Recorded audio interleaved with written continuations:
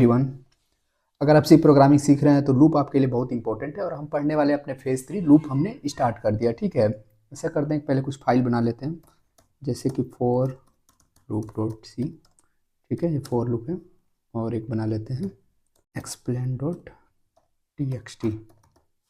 ठीक है, एक टी एक्स टी फाइल है, ठीक है, जिसमें टेक्स्ट वगैरह लिख सकते हैं, एक लूप के लिए है। तो हमें ऐसा करना है कि एक एग्जांपल लेते हैं। मान लीजिए अगर मैं बोलूँ मुझे प्रिंट करा 1 2 3 4 5 ऐसे नंबर प्रिंट कराने हैं, तो आप सी में कैसे करा सकते हैं? अभी तक हमने जितना पढ़ा है उससे हमने तो यही सीखा है कि ऐसे लिखेंगे hashtag include studio dot H. Okay, int main, ये हमारा हो गया। और इसमें हम लिख देंगे प्रिंट एफ। प्रिंट एफ के अंदर पास कर देंगे 1। ठीक है, और इसी सेम लाइन को हम क्या करेंगे, paste paste paste paste. Okay, और यहाँ नंबर बदलते जाएंगे 3 4 5 और ये रहा 6, सबके साथ पे एक्सलेशन। ठीक है, तो ये अभी क्या करेगा हमारा, ये हमारा नंबर को प्रिंट करा देगा।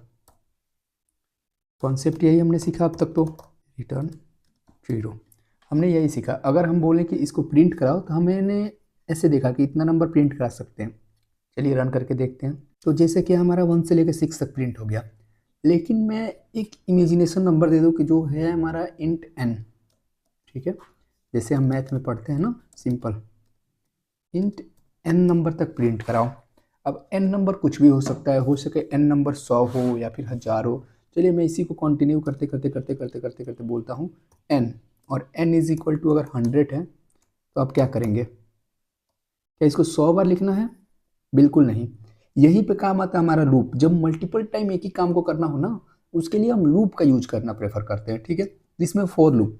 फॉर लूप क्या होता है, चलिए इसका हम डेफिनेशन देख लेते हैं फॉर लूप का। तो फॉर लूप के फेज 3 है, ठीक है ना, ये हमारा पीपीटी है। तो अगर हम फॉर लूप के डेफिनेशन की बात करें तो कहता है for loop in C is a control flow statement use to repeat a block of code a specific number of time. जहाँ पे नंबर ऑफ टाइम हमारा पहले से डिफाइन रहेगा कि इसको कितनी बार चलाना है। ठीक है, नंबर ऑफ टाइम कुछ भी हो सकता है। तो इसको क्या कहते हैं, कॉमनली यूज करते हैं। कब यूज करते हैं? जब हम number of irritation is already know, जब हम नंबर ऑफ इरिटेशन पहले से जानते हो कि हमें कितनी बार नंबर को चलाना है। ठीक है, तो इसको ऐसा करते हैं कि इसका सिंटेक्स देख लेते हैं। इसका सिंटेक्स कुछ इस तरह होता है कि फॉर पहले इनिशियलाइजेशन करते हैं कि हमें कहाँ से शुरू करना है, जैसे int I is equal to 0 ऐसे हम लिखते हैं। फॉर लूप का बहुत सिंपल सिंटेक्स होता है, यहाँ से आपने देख सकते हैं आई इज इक्वल टू 1 या फिर आई इज इक्वल टू 0। और कहाँ तक चलाना है? जब तक I greater than is equal to 5 ना हो जाए, आई को बढ़ाते रहो और उसके अंदर नंबर को प्रिंट कराते रहो, आई को यहाँ पे प्रिंट कराते रहो। तो इसको फिर से समझने के लिए हम क्या करते हैं, फिर से चलते हैं अपने VS कोड पे वापस, और वहाँ पे हम देखते हैं ये कैसे काम करता है। तो अभी हम आ गए अपने VS कोड के ऊपर। देखिए यहाँ क्या था सिंटेक्स, सिंटेक्स कुछ ये था। अब इन सबको हम काट देते हैं। हमें n टाइम तक चलाना है, और n इज इक्वल टू कितना, n इज इक्वल टू अगर 100 है तो ठीक है, कुछ नहीं करना है, फॉर लूप लिखना है फॉर इंट आई। अब देखिए हमें कहीं तो इंटीजर आई क्या है ये बात डिफाइन करना पड़ेगा ना, तो हम लूप के अंदर ही डिफाइन कर देना, लोकल वेरिएबल बोलते हैं इसको। Int I is equal to 0। ठीक है, अब I less than is equal to n, कहाँ तक चलाओ आई को? जब तक वो n से छोटा हो या फिर n के बराबर ना हो जाए। ठीक है ना, और आई को हर बार प्लस प्लस करते रहो। इंक्रीजमेंट डिक्रीजमेंट ऑपरेटर मैंने पढ़ाया था, जहाँ मैंने बताया था कि जब हम लिख देते हैं किसी भी सिस्टम का प्लस प्लस, ये क्या होता है, हर बार +1 हो जाता है। इसका मतलब हुआ ए इज इक्वल टू, ठीक है, a+1 ये होता है। इतना लाइन समझ लीजिए, ये 2 लाइन। ठीक है ना, तो यहाँ पे हमारा मान लीजिए कि i इज इक्वल टू अगर 0 है तो अगली बार 0 + 1 इज इक्वल टू 1 हो जाएगा। अब हमें क्या करना है, इस ब्लॉक को चलाना है प्रिंट एफ। ठीक है, %d\n4 नेक्स्ट लाइन। ओके, इसके बाद से क्या करना है, हमें यहाँ पे आई को प्रिंट करा देना है। आई पहले 0 होगी, फिर 1 होगा। 1 से ही शुरू कर देते हैं, पहले 1 होगा, फिर 2 होगा, फिर 3 होगा। कितनी बार? जब तक n टाइम चलेगा। n ऐसा करते हैं कि इसको छोटा नंबर ले लेते हैं, थोड़ा 12 ले लेते हैं। ठीक है ना, अब देखिए ये सिंपल सा कोड है हमारा फॉर लूप का। एक बार फिर से समझ लीजिए, कहाँ से ये 1 से शुरू होगा, int 1 I is equal to 1। और कब तक चलो? जब तक चलो जब तक आई जो है हमारा n से छोटा हो।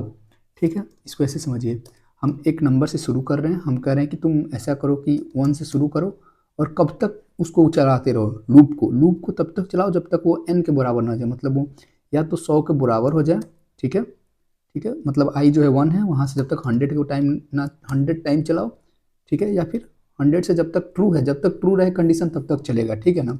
और जैसे i इज इक्वल टू 100 हो जाएगा, ठीक है, तो फिर क्या हो जाएगा, यहाँ पे हमने क्या बोला, i इज लेस देन और इज इक्वल टू 100, तब तक चलाओ जब तक i क्या हो, हमारा n से छोटा हो या फिर n के बराबर हो। तो यहाँ पे हम n को अगर 20 लिए तो 20 टाइम चलेगा।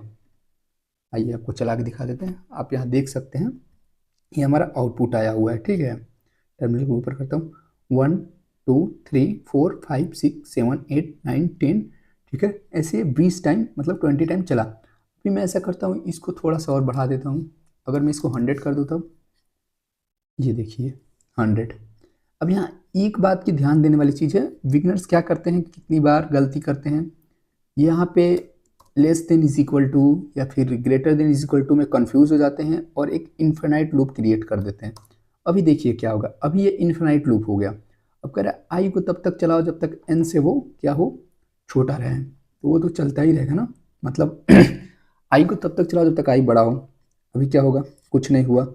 अगर मान लीजिए ये हमारा ये नंबर जो है वो कुछ अलग सा हो, जस्ट लाइक यहाँ पे अगर हमारा 100 है तो 101 रहता, फिर अब ये देखो ये लूप कंटिन्यू चलता ही रहेगा, कभी बंद ही नहीं होगा। ये देख सकते हैं आप, ये कोड में बहुत गलत मानी जाती है, ठीक है ना। ये हमारा हर एक जो है जो भी है एक एक बाइट ऐसे करके एक एक इंट कितना लेता है, इंट हमारा लेता है अगर 4 बाइट, तो ये 4 बाइट लेता जा रहा है स्पेस, और हमारी मेमोरी क्रैश हो सकती है, जो कि अभी के टाइम में होता नहीं है, पुराने सिस्टम में ये सब थे। तो इसके लिए हम क्या करते हैं, इसके लिए फाइनाइट जो भी इनफाइनाइट लूप है उससे बचने की कोशिश करते हैं। ये बहुत गलत माना जाता है कोडिंग में, इस चीज़ से आप बचिएगा, ठीक है।